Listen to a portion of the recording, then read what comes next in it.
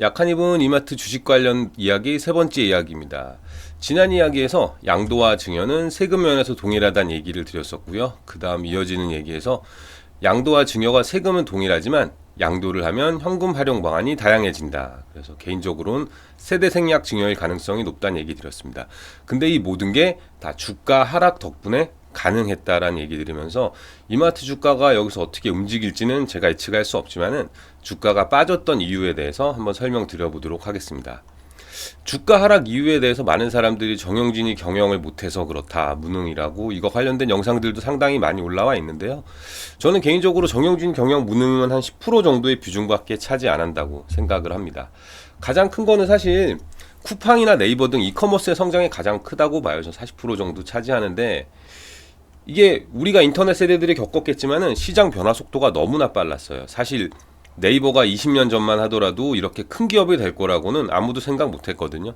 쿠팡이 처음에 이런 쿠폰 같은 거 팔고 이럴 때 그냥 인터넷을 활용한 틈새 시장이구나 라는 정도만 생각했지 쿠팡이 우리 삶의 대부분을 해결할까는 생각은 못 했거든요. 그래서 결국 저는 이제 빙하기를 못 이겨낸 유통 공룡이다 이런 얘기를 드리고 싶어요. 왜냐면은 사실 그 누가 경영했다고 할지라도 이런 인터넷으로의 변화를 과연 이겨냈을까? 이런 생각이 들어요. 왜냐면은 이마트는 인터넷이랑 경쟁할 때 잃어버릴 게 많이 있었거든요. 인터넷이 커지는 만큼 이마트 본업이 줄어들기 때문에 좀 상대적으로 구축 효과라 그러죠. 이런 부분 때문에 이마트가 좀 적극적으로 대응할 수 없었던 현실적인 환경이 있다. 그래서 사실은 롯데랑 비교를 해봐야 돼요. 롯데는 과연 잘했냐? 이게 뭐 롯데도 못했고 이마트도 못했으니까 이렇게 넘어갈 건 아니고 사실은 세계적으로 보더라도 인터넷이 등장하면서 많은 유통기업들이 무너졌거든요. 물론 뛰어난 경영자라면은 그런 거를 잘 전환해서 이겨냈어야 되겠지만 그러지 못했다고 해서 무능하다라고 단정 짓기에는 좀 부족한 부분은 있다. 그런 생각을 해봅니다. 하지만 저는 이마트 주가 하락의 가장 큰 부분은 스타벅스 지분 인수랑 지마켓 M&A라고 보는데 어떻게 보면 이 부분은 또 주가 하락 이유랑 정영진의 경영 무능이랑 겹치는 부분은 좀 있다고 봐야 될 것 같아요. 개인적으로 이마트 되게 좋아하는 주식이었었는데 지마켓 M&A 하는 순간부터는 도저히 이해 불가인 상황입니다. 요건 뒤에서 좀 자세히 얘기 드리고요. 이마트의 지난 10년을 얘기하다 보면은 저 전혀 모르는 사람입니다만 용진이 형이라는 얘기를 안 할 수가 없는 것 같아요. 이 용진이 형이란 이미지는 유통업체 CEO로서 대단한 장점이라고 생각해요. 유통업체에서 가장 고민하는 것 중에 하나가 어떻게 하면 우리 브랜드를 알릴 수 있을까, 이벤트를 알릴 수 있을까 이런 건데 용진이 형이 그냥 다 해결해 버렸어요. 인스타에서 이런 인플루언서로 유명해지면서 저도 사실은 용진이 형 이런 거 덕분에 알게 된 이벤트들이 많이 있었거든요. 그래서 그런 부분은 사실은 유통업체에서도 되게 장점이다. 이게 정영진 회장이 특별히 회사 홍보를 위해서 나섰다기보다는 정영진 회장 과거 이력들 쭉 보면은 원래 사람 성향이 좀 잘 어울리고 취미생활도 많이 하고 그런 것 같아요. 과거에 오토바이 동호회 활동하면서 집에 안 들어오고 쭉 밖에 있었다 이런 얘기들이 있잖아요. 그래서 그런 것도 있고 또 유명인사랑 교류하는 부분들 이것도 사실 저는 어떤 사람들은 재벌이면은 다 이렇게 인싸라고 생각하는데 이 정영진 회장이 만나서 사진 찍었던 유명인사들 연예인, 스포츠 스타들 이런 사람들 보면은 그 사람들도 다 바쁜 사람들이거든요. 근데 그런 사람들이 정영진 회장이 밑에 직원 시켜가지고 야 누구 몇 시에 보자 그래 이런다고 해서 마주칠 사람들 아니잖아요. 그래서 저는 정영진 회장은 유통업체 CEO로서 대단한 장점을 지니고 있었다 이렇게 평가하고 있습니다. 결국 문제는 저는 유통시장이 급변했던 게 가장 큰 문제인 것 같아요. 지난 10년간에 이마트가 대응을 잘 못한 부분들은 분명히 있지만 이게 이마트가 자초했다기보다는 위기를 극복하지 못한 수준이다라고 생각하고 있습니다. 인터넷이 도입되면서 우리들도 실생활에서 많이 느꼈겠지만은 진짜 천지개벽 된 거거든요. 우리 처음에 인터넷 사용할 때만 해도 야후, 라이코스, 알타비스타 별거 다 많았잖아요. 광고도 엄청 하고. 그런데 순식간에 네이버, 외국은 그 야후도 무너지고 구글 이렇게 거의 정리가 순식간에 됐잖아요. 그러니까 인터넷 기업들도 우왕좌왕했는데 거기에 발맞춰가지고 유통업체가 대응하기란 조금 초반엔 어려운 부분이 좀 있었다. 두 번째로는 사실 기울어진 운동장이에요. 이마트나 유통기업들이 이거 인터넷 기업이 정말 대세가 됐구나. 우리도 대응해야 되겠다. 라고 생각했을 때는 저는 어이없게도 지난 10년 동안 보면은 정부에서 시장 상인들 보호한다는 명분으로 이 저 할인마트들 의무 휴업도 도입하고, 심지어 지금 할인마트들에서 이 온라인 배송하는 것도 의무 휴일에는 못하게 돼 있거든요. 그래서 그런 부분들이 제가 봤을 때는 시장 상인들이 어려워진 거에 가장 큰 부분은 쿠팡이라고 생각해요. 물론 그렇다고 해서 쿠팡을 규제해야 된다고 생각하는 건 아니지만, 전통 상인들을 위한다면 쿠팡도 한 달에 의무 휴업 뭐 영업 정지를 두고 이래야 되는데, 막상 시장의 대세는 쿠팡으로 갔는데도 불구하고 이런 할인마트들을 공격했다는 거. 그래서 그런 부분이 기울어진 운동장이고, 지금은 사실 개인적으로 수습 불가인 것 같아요. 오히려 상황이 완전 역전된 상황이죠. 이마트 같은 물류기업 다음 편에 설명드리겠지만은 구매력을 바탕으로 물건을 싸게 사서 이 영업력을 확대했었는데, 지금은 오히려 쿠팡이 구매력이 더 커졌어요. 최근에 보면은 CJ도 그래서 항상 쿠팡이랑 대립하고, 지금 이제 이마트나 네이버랑 손을 잡고 이러는 것도 이미 시장의 가장 큰 헤게모니는 쿠팡이 잡고 있는 것 같아요. 그래서 개인적으로는 이마트가 노력을 되게 많이 했던 것 같아요. 성과는 부진했지만 초반에는 사람들이 온라인 대비 오프라인에서 느낄 수 있는 쇼핑의 재미를 가져다주기 위해 노력했는데, 이게 사실 가격 비교 때문에 처참히 무너졌어요. 우리 초반만 하더라도 마트에 가가지고 요렇게 몰래 봤잖아요. 핸드폰으로 가격 어떤가 이렇게 봤는데, 뭐 요즘 나이 대놓고 보는 시절이 왔지만은 하여간 쇼핑의 재미를 추구했을 때도 가격 비교로 무너졌고, 쓱닷컴도 그래요. 사실 롯데가 이름도 기억 안 나요. 롯데 온라인 쇼핑몰 이름도 기억 안 나는데, 그나마 SSC닷컴은 인지도도 쌓고 새벽 배송이었나 뭐였지? 아침에 쓱배송도 하면서 어느 정도 성과를 참 창출한다고 생각했는데, 사실 이거 느닷없는 G마켓 인수하면서 저는 좀 많이 무너진 거라고 생각하고 있어요. 그 이후에 이마트에서 최저가 부활이라고 최초에 이제 이마트가 설립돼서 한창 커나갈 때 도입했던 전략을 도입했는데, 실제로 마트 나가서 보면 쿠팡보다 싼 물건들이 진짜 많거든요. 근데 최근에 사람들 야 쿠팡 비싼데 왜 쿠팡 사니 그랬더니 로켓 배송 이렇게 얘기하는 거. 이미 로켓 배송에 가격 경쟁도 이제 무의미해진 상황이 왔어요. 그럼 지금 아까 제가 완전 상황 역전됐다고 했잖아요. 바잉 파워가 약화돼 가지고 물건을 싸게 잡지도 못하고 배송 문제가 있어요. 쿠팡은 이미 물류에 거의 10조 원에 달하는 투자를 해가지고 사람들이 물건을 쉽게 받을 수 있는 데 비해서 이제 이마트는 그런 부분에서도 문제가 있고, 심지어 공룡이란 이름이 달라붙어 있었지만은 지금 자금 압박까지 오고 있어요. 이건 이마트만의 문제는 아니고 롯데도 그렇고, 과거 한 10년 전부터 어떤 M&A 물건이 뜨면은 항상 등장하던 게 신세계 롯데였어요. 실제 많은 거를 샀죠. 하이마트, 까사미야, 한섬, 한섬은 현대가 샀나?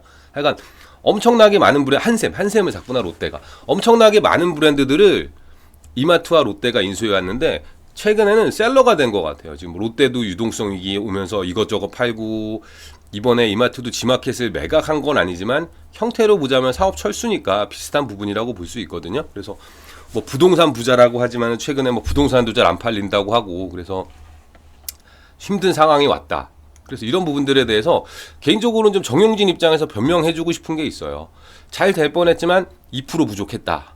삐에로 쇼핑 같은 경우도 지금 완전히 처참히 실패를 철수하고 없잖아요. 근데 저도 삐에로 쇼핑 오픈날 기다려서 가봤었거든요. 물론 1호점에 간 건 아니었지만은 집 근처에 오픈하길 기다렸다가 오픈하자마자 가서 구경을 한번 해봤어요.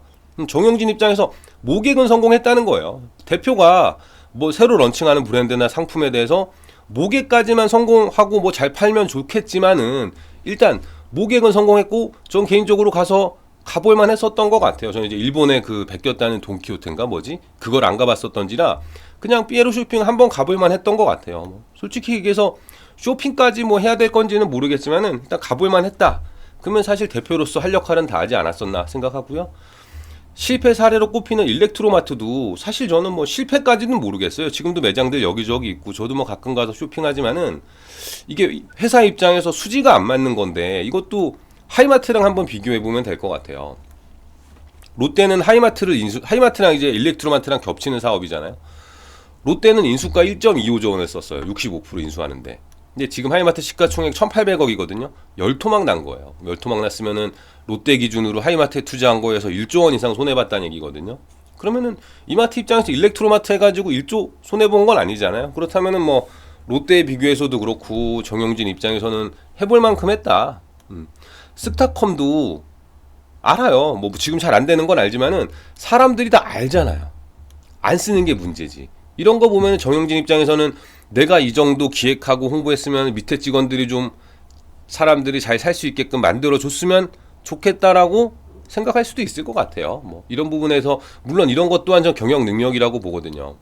이렇게 임원 직원이 정용진 뛰는 거에 맞춰가지고 같이 뛰어주면 좋죠. 근데 밑에 직원들이 못 따라오면은 임원 직원들 속조에 맞춰서 뛰어야 되잖아요. 그게 아니면은 우리 기업의 큰 방향에 대해서 이렇게 나가 막 인스타에다 이렇게 하는 거 말고요. 우리 이렇게 할 거라고 호흡을 맞춰가지고 나가거나. 그래도 전체적으로 이마트는 좀 언밸런스했던 것 같아요.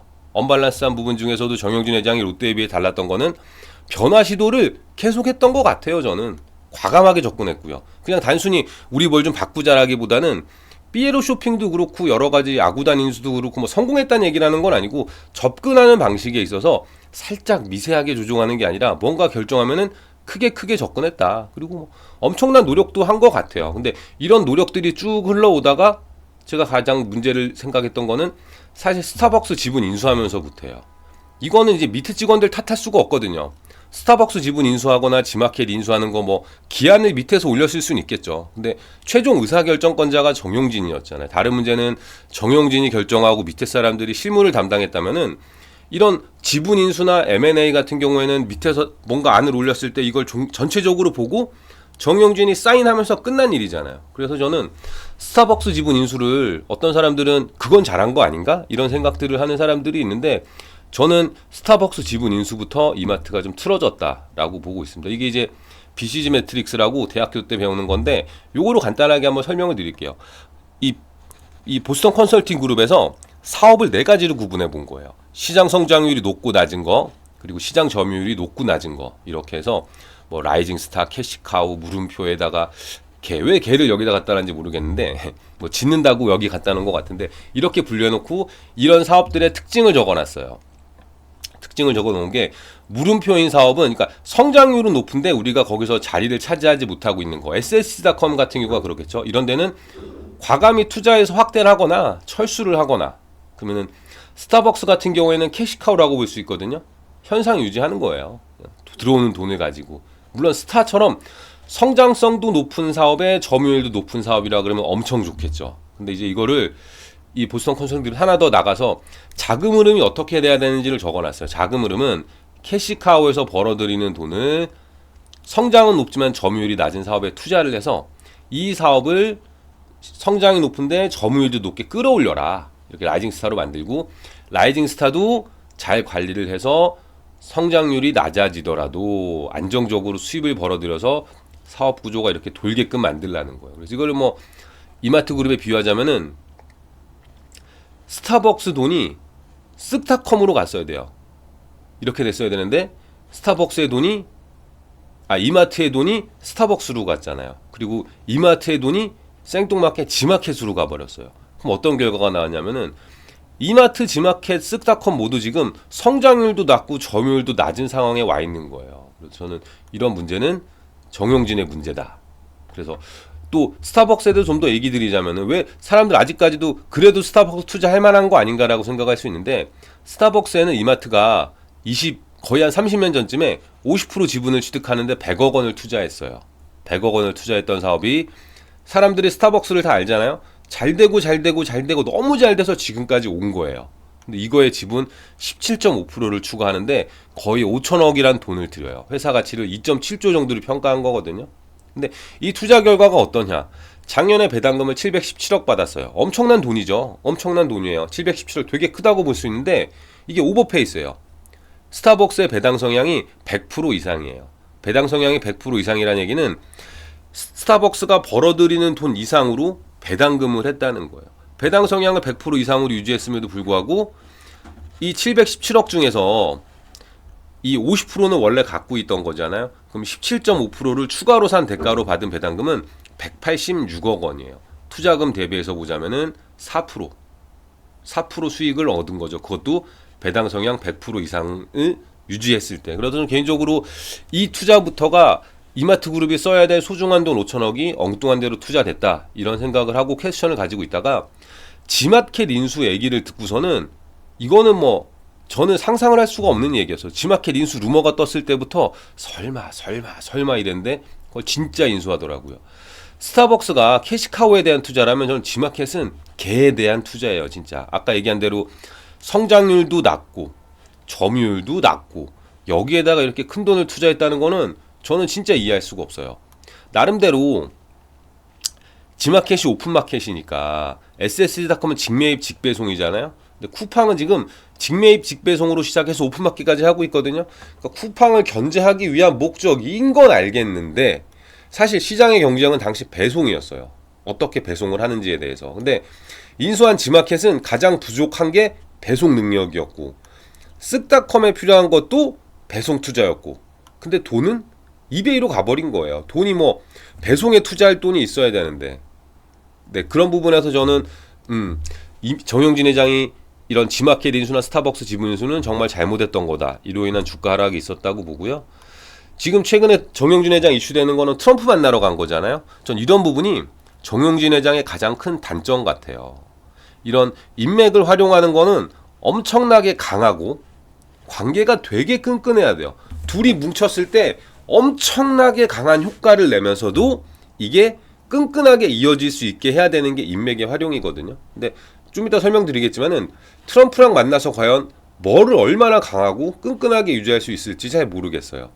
정영진 회장은 과거에 네이버랑 지분 제휴를 했거든요. 지분 제휴라는 거는 뭐 기업 간의 이런 제휴에 있어서 되게 높은 단계예요. 너 내 주식 사, 나도 너 주식 살게 이렇게 사는 거거든요. 그래서 실제 지금까지도 신세계랑 이마트는 네이버 주식을 들고 있고요. 네이버도 신세계랑 이마트 주식을 들고 네이버는 신세계 인터내셔널이랑 이마트 주식을 들고 있어요. 근데 이렇게 지분 제휴해서 뭐 했냐?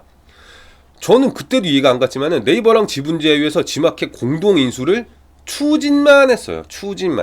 추진하다가 결국 마지막에 네이버가 발을 뺐거든요. 그 뒤로는 둘이 경쟁 관계예요. 네. 네이버랑도 이렇게 뭐 인맥이었는지 모르겠지만은 네이버랑도 정용진이 의사결정한 것 같아요. 위에서 만나가지고 우리 이렇게 하기로 했어 잘해보자라고 했는데 막상 바로 뻐그러지면서 실무단에서 특별히 아무것도 안 하게 되고 그 뒤에 한 거는 KT랑도 전략적 제휴 체결했어. 이거 아시는 분들 별로 없을 텐데 당시 전략적 제휴할 때는 되게 시끌벅적하게 뭐 이렇게 악수도 하고 이렇게 했어요. 근데 아까 제가 엄청나야 된다 그랬잖아요. 엄청난 게 있어야 되는데 KT랑은 사실 시작부터 일단 계획서를 봤는데 엄청나다는 느낌 자체부터 없었어요. 그냥 그나마 꼼꼼히 읽어봤을 때 그래 뭐 부동산이랑 물류해서 뭐 하겠다는 거 요거 효과가 조금 있을 수는 있겠다 싶지만 KT가 가진 부동산은 뭐 서울시든 어디든 요지에 있기는 한데 사이즈가 마트가 들어갈 사이즈가 아니에요. 그냥 여러분들 사시는 동네 전화국들이 있잖아요. 그냥 작은 상가보다는 좀 더 큰 상가 하나 올라갈 정도? 거기에 있어서 이마트가 뭘 같이 할 수 있을 뭐 이마트 에브리데이? 이거 정도 들어가려나? 전 사실 그것도 의문이었는데 알려지진 않았지만은 KT랑 이마트가 추진했던 물류 사업에 대한 컨셉은 되게 좋았어요. 왜냐면은 쿠팡도 당시에 이런 로켓 배송이 돼 있지만은 신선 물류에 대한 부분은 조금 약했거든요. 근데 KT랑 이마트가 같이 신선 배송에 특화된 기업을 키워보자 라고 하는 컨셉은 좋았는데 KT 대표이사가 바뀌고 나서 사업을 싹 정리해버렸어요. KT는 그냥 물류 사업 쪽에서 쭉 철수하는 분위기예요.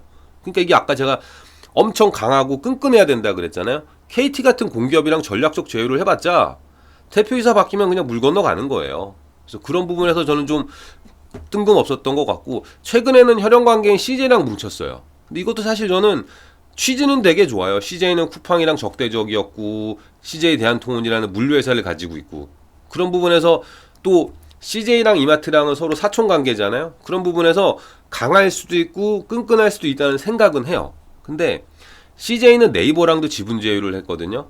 이마트도 네이버랑 지분 제휴했고 근데 이마트랑 네이버는 사업구조 약간 경쟁 구도에 있었고 이게 지금 여태까지 뭐 2인 3가구로 뭉치던 걸 3인 4가구로 하자는 건데 이거 발이 잘 맞을지는 모르겠어요. 잘 되기를 바래요. 개인적으로 쿠팡보다 이런 쿠팡의 경쟁 기업들이 쭉 등장해줘야지 쿠팡에서도 가격이나 여러 측면에서 소비자에게 혜택을 줄 수 있는 거지 쿠팡이 이렇게 독주 체제로 가고 지금처럼 시총이 커진다는 거는 조만간 쿠팡이 가격 엄청 올린다는 얘기거든요. 로켓 배송해주는 대신에 경쟁업체들 사라지고 나면 가격 엄청 올려가지고 그동안 났던 손해 이런 거 다 회수해 간다는 거거든요. 물론 사업하는 입장에서 그런 거 회수해 간다는 거는 뭐 당연한 결과예요. 근데 소비자적인 입장에서는 쿠팡이 로켓 배송해주면서도 계속 낮은 가격 유지해주면 좋잖아요. 그러기 위해서는 경쟁업체들이 좀 분발해야 된다. 그런 생각 해보고 있어요.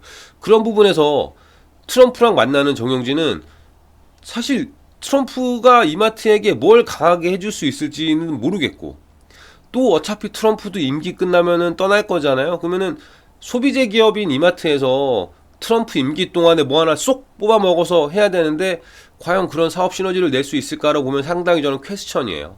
지금 뭐 트럼프 만나러 간 하나의 김동관 회장 같은 경우에는 뭐 건질 건덕지 많이 있을 거거든요. 현대차 그룹도 뭔가 얻어낼 건덕지가 많고. 근데 그에 반해서 정영진 회장이 과연 트럼프를 만났어야 될까? 그런 생각 좀 해봐요. 예.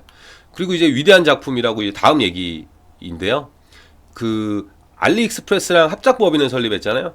그랜드 옵슈스라고. 그걸 이제 우리말로 번역하면 위대한 작품이에요. 이게 저는 사실은 많은 반성을 통해 나온 선택인 것 같아요. 정영진 회장도 지마켓 인수했지만은 인수하고서는 뭐 얼마짜리로 만드는지가 뭐 의사결정의 기준이다 이런 표현 썼지만은 아마 시간 얼마 지나지 않아서 잘못 산 거구나. 사람들이 말릴 땐 이유가 있었던 건가 보다 이러고 있을 것 같아요. 그래서 이런 알리 인터내셔널과의 합작법인이 과연 무엇을 위한 거고 이게 잘 될까? 그리고 이 과정에서 좀 손해보는 사람들은 누가 없을까? 이 얘기에 대해서 다음 이야기에 다뤄보도록 하겠습니다.